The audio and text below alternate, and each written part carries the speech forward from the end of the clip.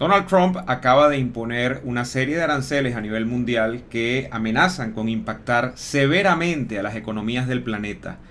Hoy vamos a discutir en el canal cuál es el alcance realmente de esta política de Donald Trump y cuáles son sus implicaciones, más allá de ese intrincado mundo económico en el que a veces nos perdemos en las explicaciones.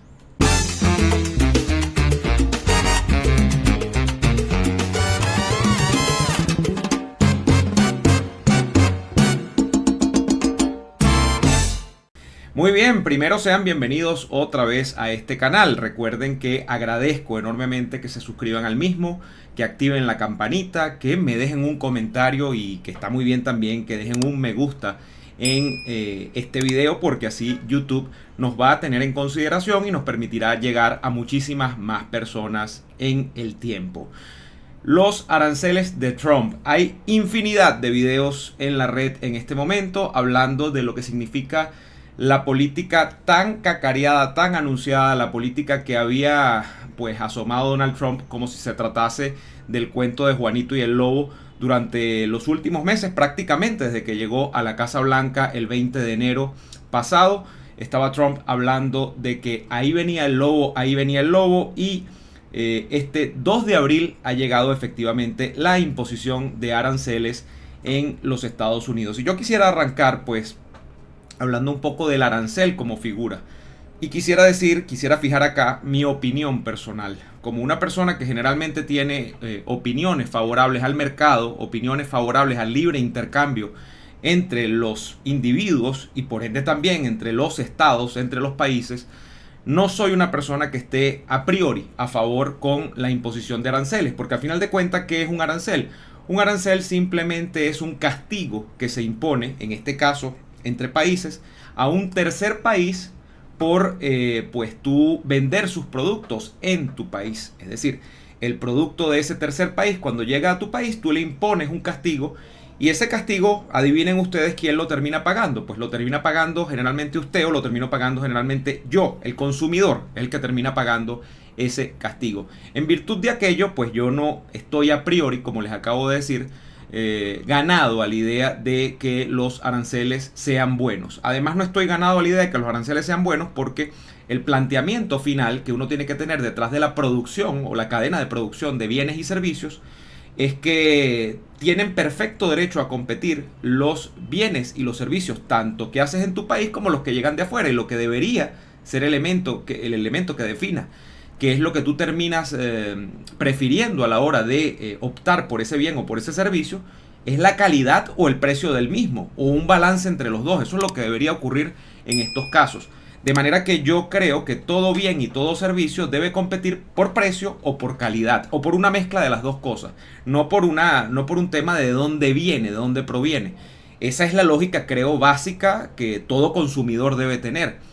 Sin embargo, bueno, siempre operan en el mundo real, más allá de las teorías, todos estos asuntos que tienen que ver con los nacionalismos, con pues la protección de lo local, con lo que tiene que ver incluso a veces con ideologías políticas y de cómo ese nacionalismo y esa protección de lo local es buena para el país. Y allí podríamos hacer un larguísimo video con esto, que sería más bien un video político, no un video sobre temas económicos. Pero sentado este punto, dejado en claro este punto de que no estoy de acuerdo a priori con el asunto de los aranceles, quisiera entrar en detalle en describir qué es lo que ha pasado en las últimas horas con la aprobación de esta medida por parte de Trump. Y lo voy a revisar aquí en vivo con ustedes, primero dando pie al discurso del presidente de los Estados Unidos, Donald J. Trump. He conseguido un discurso que está en inglés, me parece importante, pero que está subtitulado, lo cual me parece más importante aún. Y este video lo he tomado, ojalá que no nos veten el video, no nos lo penalice YouTube, lo he tomado del portal de negocios.com, creo que es el dominio. Vamos a ver. American industry was reborn, the day America's destiny was reclaimed, and the day that we began to make America wealthy again. Going to make it wealthy, good and wealthy. For decades, our country has been looted, pillaged, raped, and plundered by nations near and far, both friend and foe alike. American steel workers, auto workers, farmers, and skilled craftsmen. We have a lot of them here with us today. They really suffered gravely. They watched in anguish as foreign leaders have stolen our jobs, foreign cheaters have ransacked our factories, and foreign scavengers have torn apart our once beautiful American dream. We had an... Fíjense, vamos a detenernos un minuto. Esto van a ser unos 2 minutos de este video, que me parece que es lo sustantivo, es la entrada del discurso del presidente Trump el día de ayer. Aquí hay un elemento más allá de lo económico, aquí hay un elemento político, aquí hay un elemento de la justificación de la medida en virtud de lo que es una narrativa histórica, de lo que significa la idea de que todo lo malo, o no todo, pero buena parte de lo malo que le ha estado ocurriendo a los Estados Unidos en los últimos años, sobre todo en lo que implica esa importante pata en la que se asienta la economía de los Estados Unidos, y de hecho su desarrollo como nación, que es la producción local, está acabada por una suerte de mal juego que le ha hecho, o de trampa que le ha hecho el mundo a los Estados Unidos, y el robo incluso de los puestos que se han producido dentro de la oferta de empleos local por parte de personas que no son estadounidenses. Entonces, sigamos con el discurso. An American dream that you don't hear so much about. You did 4 years ago, and you are now, but you don't too often, for many years and decades even, you didn't hear too much about. Our country and its taxpayers have been ripped off for more than 50 years, but it is not going to happen anymore. It's not going to happen.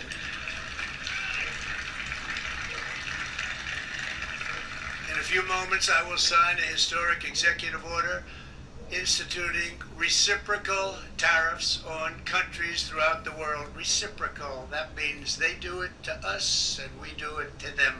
Esto es como un ojo por ojo, diente por diente, ¿no? Fíjense, reciprocal, él dice recíproco. Te estamos penalizando porque ya tú nos penalizas. Y Trump no tiene, no deja de asistir a la razón. En este caso, hay políticas que de país a país varían, por supuesto. Los estados-nación determinan su política económica y el tema de los impuestos. De país a país, los productos estadounidenses son pechados alrededor del mundo. En teoría, en cada uno de los países hay un impuesto que los consumidores pagan por consumir, valga la redundancia, productos de los Estados Unidos. De manera que él sustenta la narrativa de que lo que él está haciendo no es más que un ojo por ojo, diente por diente. Ustedes no lo han hecho, nosotros se los vamos a hacer. Very simple. Can't get any simpler than that. This is one of the most important days, in my opinion, in American history. It's our declaration of economic independence. For years, hardworking American citizens were forced to sit on the sidelines as other nations got rich and powerful, much of it at our expense. But now it's our turn to prosper, and in so doing, use trillions and trillions of dollars to reduce our taxes and pay down our national debt, and it'll all happen very quickly. With today's action, we are finally going... Básicamente Trump dice, esta es la pomada de todos los males. De hecho, a mí me sorprendió muchísimo el rótulo o la manera en la que él refirió el lanzamiento de esta política, porque él creo que lo catalogó como una suerte de liberación nacional, o sea, el día de la liberación nacional o de la liberación económica, algo así. Entonces me llamó muchísimo la atención porque se plantea prácticamente como un antes y un después en todo lo que implica el desarrollo, lo que significa la idea de los Estados Unidos, que, repito, él ha dicho, en estos últimos años no ha estado en su mejor momento, ¿no? Going to be able to make America great again, greater than ever before.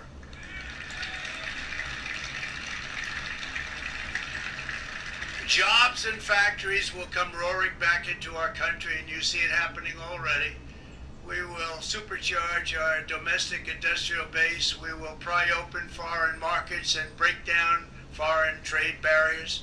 And ultimately, more production at home will mean stronger competition and lower prices for consumers. This will be indeed the golden... Fíjense qué paradoja, ¿no? Porque como un discurso proteccionista puede intentar cabalgar dentro del discurso de libre mercado, ¿no? En este caso él dice, si protegemos a los actores locales, si protegemos a nuestros productores estadounidenses, eso va a significar una competencia más fuerte y una competencia real.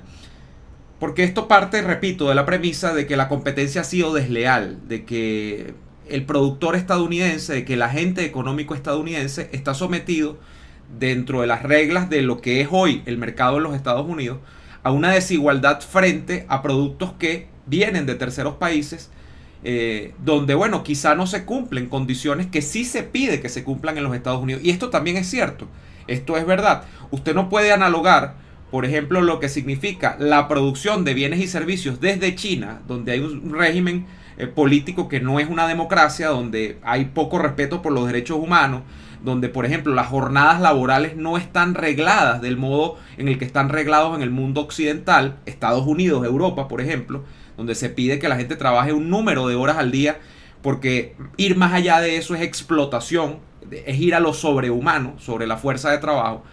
Entonces, claro, esa galletica que tú te vas a comer de la China viene asociada a un régimen de producción de la misma que no es el mismo que hay en los Estados Unidos, y por tanto quizá tú en los Estados Unidos, bueno, quizá no, es verdad, por eso es que los bienes chinos son más baratos. En los Estados Unidos vas a tener que cumplir una cantidad de normativas que no cumples allá, y eso va a encarecer el producto final que tú produces, valga la redundancia, en los Estados Unidos. Entonces fíjense cómo el planteamiento proteccionista, que es el de aranceles, es el de pechar lo que viene de fuera, es el de arremeter contra incluso la fuerza de trabajo extranjera, de alguna manera trata de insertarse dentro de una lógica de defensa del mercado. No, el mercado no está bien, y para que el mercado sea mercado de verdad, aquí tenemos que equiparar las cosas. Lo que tú me estás dejando de cobrar, yo te lo voy a cobrar a ti para que el producto venga a competir realmente con nuestros productos locales en algo que se parezca a una igualdad de condiciones. Ya el último segmento y seguro cerramos el discurso de Trump. Age of America, it's coming back. We're going to come back very strongly. We're pleased to be joined on this momentous occasion by Vice President J.D. Vance. J.D., thank you. Thank you. Thank you very much. Where are you, J.D.? No, that wasn't too hard to find. Clásico sentido del humor de Trump, ¿no? Looking, you know, he likes to take a low-key attitude, so usually we sit right in front. He's gaining a lot of confidence, Mike, isn't he? And nearly my entire cabinet is here, as well as Speaker Mike Johnson, who's done an amazing job. And with the great success we had last night in Florida. Bueno, ya esto creo que no nos interesa tanto. Vamos a volver a la pantalla completa y vamos a establecer algunas precisiones sobre lo que ha pasado el día de ayer. Los aranceles que ha aprobado Trump tienen una base o un piso mínimo del 10% a los países a los que se les ha impuesto este arancel. El arancel, ya lo hemos dicho, es un castigo a productos que llegan de estos países y que, bueno, en Estados Unidos se les va a cargar el 10% mínimo de ese impuesto, ¿no? Pero en algunos países, y me voy a permitir con ustedes repasar la lista de los mismos, en algunos países el impuesto es verdaderamente abismal, el impuesto es gigantesco. Yo tengo la lista de los países que encabezan quizás los impuestos más fuertes, y son países que de pronto no nos hacen tanto sentido porque son países pequeños, son países que están muy lejos de nosotros, de América me refiero, y algunos que ni siquiera los conocemos. Pero fíjense, por curiosidades nada más, el país que ha sido castigado con un arancel más alto dentro de esta batería de medidas de Trump es Camboya. Camboya va a sufrir un arancel de 49% en sus productos que lleguen a los Estados Unidos. Luego tenemos otro país que se llama Laos. Imagínense ustedes, Laos ha sido castigado con un 48% del arancel. Vietnam 46%. Madagascar 47%. Birmania, o lo que era conocido como Birmania, que creo que le llaman Myanmar, 44%. Y aquí entramos con países interesantes. China le han metido un arancel de 34%. Y aquí hay abiertamente un tema de una guerra comercial con China. Pero en esta parte final del video voy a hacer algunas precisiones también sobre lo que considero es una medida que al final de cuentas no tiene una implicación solamente económica. Cuando uno piensa en un arancel, uno dice, esta es una medida solamente económica. Pero yo creo que en la filosofía MAGA, en la filosofía Trump, en lo que pasa por la cabeza del presidente de los Estados Unidos, como lo he dicho en mis en vivos, que por cierto les invito a verlos, estábamos haciendo los jueves y los domingos, pero creo que nos vamos a quedar con videos grabados los jueves y vamos a estar los domingos a las 8 de la noche en vivo, siempre en mi canal. Para mí, la política de aranceles, la política, digamos, económica, en este caso de Trump, no tiene que ver solamente con lo económico. Trump ha descubierto que quitándole el agua al pez, y es decir, el tema del dinero a muchos países, estos países son o podrían ser susceptibles de entrar en cintura y de cumplir lo que él quiere en otras áreas, que ya les voy a mencionar. Pero terminamos la lista, 34% de impuesto de arancel a China, que quizás es el país grande o el país importante del listado de aranceles, que tiene uno más alto dentro de los que ha impuesto Trump. Después viene la India. Le ha impuesto un arancel a la India de 26%. Y luego, muy curioso, está Corea del Sur, 25%. Por ejemplo, Corea del Sur es un aliado histórico de los Estados Unidos, recuerden, dentro de lo que implica las dos Coreas y el asunto además de la confrontación, en teoría ideológica, con Corea del Norte. Corea del Sur, la Corea capitalista, la Corea un poco más occidentalizada, es el aliado histórico de los Estados Unidos. Pero luego está 20% a todo aquel país que esté inscrito dentro del orbe de la Unión Europea, de lo que significa la UE. O sea, y eso es interesante porque aquí van a resultar castigados incluso países que tienen gobiernos que hoy son aliados de Trump. El mayor o el más importante de ellos quizá, podríamos decir, la Italia de Giorgia Meloni o la Hungría de Orbán, por ejemplo. Son países que tienen gobernantes. Meloni, que acaba, por cierto, de hacer una tremenda entrevista la semana pasada en Financial Times, defendiendo el rol de Trump, defendiendo la buena relación de Europa con Trump y defendiendo el papel incluso que podría jugar ella como mediadora entre la Unión Europea y la administración Trump. Y bueno, va a resultar castigada con esto. Y Víctor Orbán, que también pues es un aliado formidable de Trump, va a resultar castigada Hungría con esto. Entonces los países de la Unión Europea, 20%. Y allí hay unas reacciones que se han suscitado, que han variado de país a país. Algunos tienen gobiernos más socialistas, más anti-Trump, pero digamos que los dos más pro-Trump son estos y van a resultar castigados. Entonces, aquí una cosa interesante es que no se ha castigado solamente a quienes no son aliados ideológicos de Trump. Los aranceles, en teoría, van a castigar incluso a aliados ideológicos de Trump. Meloni en Italia, Orbán en Hungría, el presidente de Corea del Sur, que no sé cómo se llama, pero que en teoría es un aliado histórico de los Estados Unidos. Estamos viendo eso va a pasar y eso es una conclusión importante. De manera que no hay solo un castigo ideológico, no hay solo una orientación de las medidas con respecto a quiénes son mis amigos y quiénes son mis enemigos, ¿no?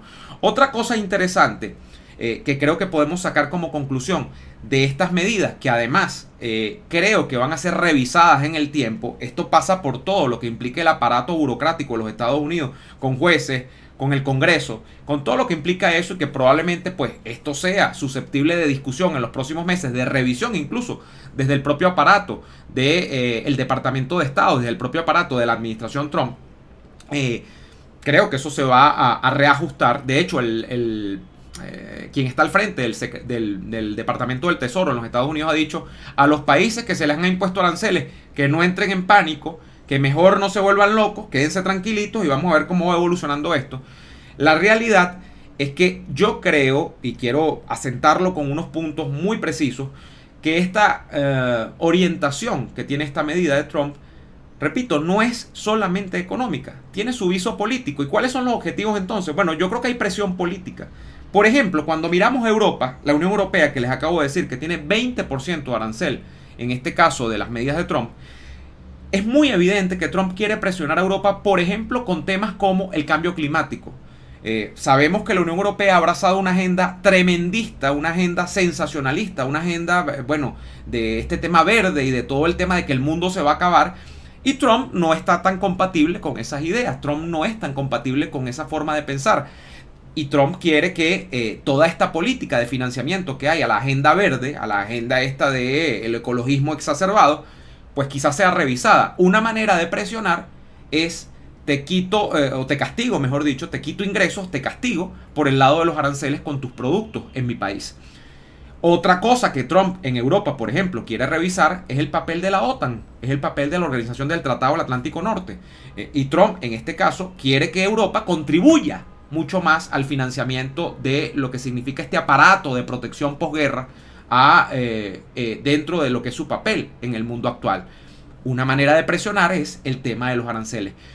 Esto es muy de psicología, esto es muy de política real. No estoy diciendo que esto sea incorrecto o que sea correcto, lo que estoy diciendo es que creo que esto es lo que está ocurriendo detrás de la filosofía de Trump. No es solo un tema económico. Yo quiero presionar para que esta gente entienda que yo valgo, entienda que yo tengo un papel en el mundo y entienda que cuando yo digo algo a mí se me tiene que tomar en cuenta. Lamentablemente estos son unos modos un poco rudos, son unos modos un poco atrabiliarios, pero la política es así. Otro asunto que, por ejemplo, y lo puedo ejemplificar perfectamente, para Trump creo tiene el tema de los aranceles, son lo que la administración MAGA, la administración de Trump, ha denominado los asuntos de seguridad nacional, la agenda de las fronteras seguras. Y esto es muy evidente. Trump pasó todo un mes amenazando con aranceles a México y Canadá. ¿Por qué a México y Canadá? Bueno, para empezar porque son países fronterizos con los Estados Unidos. Pero porque desde México y de Canadá, desde la noción de Trump, es donde está el principal problema para el tráfico de drogas hacia los Estados Unidos. Y donde, porque bueno, es la puerta de entrada, digamos, porque tienen esa porosa frontera, la frontera sur en los Estados Unidos, la frontera por el norte con Canadá, donde entra, por ejemplo, el asunto del fentanilo. Y Trump no estaba amenazando a Canadá o a México con otra cosa que con el tema del dinero, con el tema de los aranceles. Y al final de cuentas esto era un tema de dinero. No, era un tema de, por el caso de México, me mueves tropas, y creo que lo hizo con Canadá también, me mueves tropas a la frontera para que resguarden la frontera. Y si eso es así, pues yo revisaré la política de aranceles con México. México, por cierto, creo que no ha resultado afectado con esta batería de medidas de Trump. Creo que en este caso se ha quedado fuera. Otros aliados, por cierto, históricos de Trump le ha ido muy bien. Reino Unido, la Gran Bretaña, UK le han puesto un arancel creo que de 10%, nada más, de lo más bajo, el más bajo. Es el 10%. Entonces, eso como factor interesante. Pero volvamos, entonces, asunto de seguridad nacional. Yo como te presiono para que cooperes conmigo en asuntos de seguridad nacional, te amenazo con un arancel. Bueno, veamos el caso de Venezuela. En el caso de Venezuela quizás no es un arancel, pero las licencias de Chevron tienen que ver, a mi modo de ver, con esta política de deportados que tiene Trump. Si Maduro me colabora con la recepción de los deportados ilegales venezolanos que estoy enviando para allá, bueno, yo revisaré el tema de la política de Chevron, el tema de las licencias, y revisaré también el tema de las sanciones económicas, o lo podré calibrar, lo veremos en el camino. Ojo, no estoy diciendo que Trump le va a perdonar la vida a Maduro, y tampoco estoy diciendo que Trump va a venir por Maduro pasado mañana. Pero fíjense cómo el elemento económico se convierte en una manera de articular una política para de alguna manera tratar de contener otras áreas. Y lo otro, finalmente, es que yo creo que en suma, y lo vimos en el inicio de este discurso, se han llevado nuestros puestos de trabajo, nos han castigado nuestros productos a nivel mundial y es hora de que le devolvamos la moneda. A final de cuentas, Trump es un líder carismático, Trump es un líder que apela al populismo, y no estoy con esto descalificando. Yo he hecho algunas aproximaciones sobre lo que implica ser un líder populista en los tiempos que corren, que es básicamente casi que una manera común al día de hoy de relacionarse con la base de simpatizantes de cualquier líder de estos que estamos viendo, o que por lo menos resalta esa relación tan emocional que se produce con esa base de simpatizantes. Y al final de cuentas esta es una política que le permite a Trump regodearse justamente dentro de esa narrativa de Estados Unidos primero, de que los estadounidenses son los más importantes y el resto del mundo de alguna manera le ha quitado lo que por derecho es suyo. Esta lógica amigo-enemigo, esta lógica donde pues lo que viene de fuera es malo y lo que está en mi país es lo mejor, esa lógica nativista, podríamos decirlo de alguna manera. O sea que yo creo que esto tiene una clarísima lectura de reforzamiento de la base de sustentación del movimiento MAGA. O sea, una política como esta es anillo al dedo para lo que significa la narrativa MAGA. Entonces, creo que eso lo tenemos que tener en cuenta. Creo que estos análisis se han quedado por fuera de la mayoría de los análisis que he visto. He visto muchísimo análisis económico, gente que seguro es mucho más capaz que yo de ver el tema de los números. Por ejemplo, una de las principales cosas que advierten los economistas sobre estos aranceles es que son malos por lo primero que les dije en la entrada de este video, que es que van a probablemente causar un impacto inflacionario, que eso lo termina pagando, es la persona de a pie, el consumidor en los Estados Unidos. Y bueno, y por allí se van y te hacen un análisis económico. Pero creo que han obviado el asunto fundamental de que para Trump no solamente es economía. Sí, Trump es un presidente con un tema de rendimiento económico muy importante dentro de su agenda. Es un hombre que viene de las empresas, esto lo delata, pero Trump tiene otras cosas que persigue con estos aranceles. Y bueno, eso es lo que he querido traerles un poco con este video del día de hoy, con un poco con estas ideas en voz alta que he querido pues ofrecerles, que espero sean motivo de discusión y que les permitan ampliar un poco el punto de vista sobre lo que está ocurriendo en estos días. Si te ha gustado este contenido, por favor, coméntame en este video, compártelo en tus redes sociales, déjame un like porque así pues me ayudas muchísimo a que muchas más personas puedan ver los contenidos que estoy haciendo. Gracias también a la gente que se ha suscrito a nuestro canal, a la gente que se suscribe a nuestra cuenta en Patreon. Allí te ofrezco algunas cosas adicionales como nuestra hoja de ruta semanal, que la estamos publicando allí con más pensamientos en voz alta de política nacional, internacional, filosofía y todo lo que pueda pasar al final de cuentas en el mundo. Y bueno, gracias también por contribuir con nuestro canal, el trabajo que hacemos acá con mucho respeto en nuestra cuenta de PayPal. Es muy importante para nosotros. Te mando un fortísimo abrazo y te digo que nos vemos en la próxima. Hasta entonces.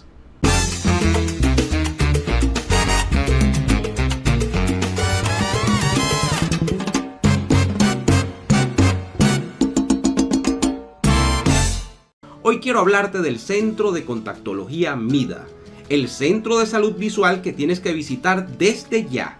Servicio de óptica, cristales y monturas que se ajustan a todos los presupuestos. Pero además, el Centro de Contactología MIDA es uno de los pocos lugares en Caracas especializado en la aplicación de lentes de contacto de acuerdo a los requerimientos específicos de cada paciente. El personal más calificado y los mejores precios del mercado en el área de la salud visual solo los consigues en el Centro de Contactología MIDA. Visítalos en Chacao, Avenida José Félix Sosa de Bellocampo, diagonal al Centro Comercial Sambil. Centro de Contactología MIDA, especialistas en hacerte ver más y mejor. HGSE es la gente que sabe de arquitectura en España y Europa, conformada por una dupla venezolano-española que te ofrece la mejor y más amplia gama de servicios en el área arquitectónica. Desde la planificación inicial, diseño, proyecto, trámites administrativos, hasta la dirección y gestión de todo lo necesario para ejecutar tu obra, desde cero o remodelaciones. Dale vida y alma a tus espacios con HGSE Arquitectos y hágase tu proyecto realidad.